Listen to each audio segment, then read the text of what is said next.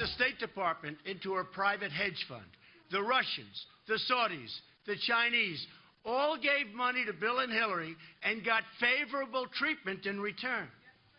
It's a sad day in America when foreign governments with deep pockets have more influence in our own country than our great citizens. That's Donald Trump this week drawing the battle lines in the race against Hillary Clinton and her web of scandals.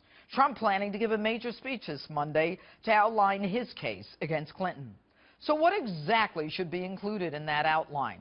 Let's ask the man who wrote the book, author of Clinton Cash, Peter Schweizer. All right, good evening, Peter. And I don't know if you heard the segment before you, but, you know, I have long believed that that personal private server was set up to block any access to the money laundering that I believe was going through the Clinton Foundation.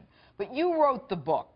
Can you tell me how much money the Clintons made in the period of time that she was Secretary of State? Well, from 2007 to the present, they've made $170 million, which is astronomical. If you look at Bill Clinton's best speaking fees, the largest fees he ever received, they were all during her tenure as Secretary of State. So all you need to do are the numbers. I mean, you know, I understand the previous guest has her point of view, but she simply doesn't know the facts. You know, Bill Clinton's speaking fees did the same thing that every ex-president had done since Eisenhower. That is, over time, they slowly went down until early 2009 when his wife became Secretary of State, and then he hit the jackpot. Big speaking fees, $500,000, $750,000 from foreign governments, foreign corporations, and financiers that were never interested in having him speak before. Suddenly, they've got matters before the State Department, and they're giving him $750,000 for a 20-minute speech. And the explanation that we get is, this is just coincidence, you know, don't look at there. The problem is, these are foreign oligarchs that are paying this money. In places like Russia and Nigeria, they are in corrupt environments. Oftentimes, they themselves are involved in corrupt activity. And I simply don't believe, Judge, that they're giving Bill Clinton this money and not expecting something in return.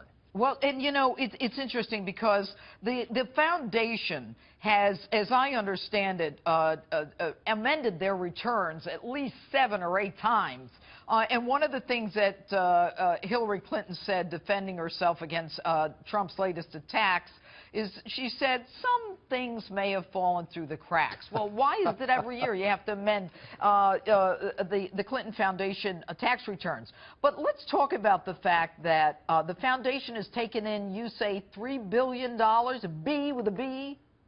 Yeah, it's taken in $3 billion. A lot of people are under the impression that that money comes largely from the United States, or if they're getting money overseas, it's from, you know, places like the United Kingdom or Germany. A lot of the money is coming from the developing world, from places like Nigeria. Where they supposedly have their foundation in operation. But what percentage of the foundation money goes to grantees as opposed to employees, expenses, hotels, airfare?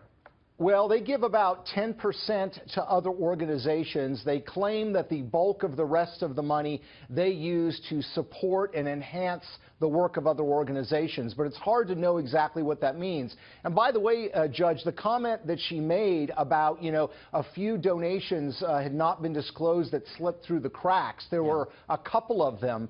These weren't cracks. This was a canyon. I mean, there's at least 1,100 donations that we know of that were never disclosed, including the chairman of this Russian-owned uranium company that's part of this scandal where Vladimir Putin today has 20% of U.S. uranium assets. That donation was never disclosed, despite the fact that Hillary Clinton promised it to Barack Obama in a memorandum of understanding, and also told the Senate Foreign Relations Committee during our confirmation hearings that they would disclose all contributions. They've just failed to do that. Peter Schweizer, thanks so much. I'm going to have you back. Thank you.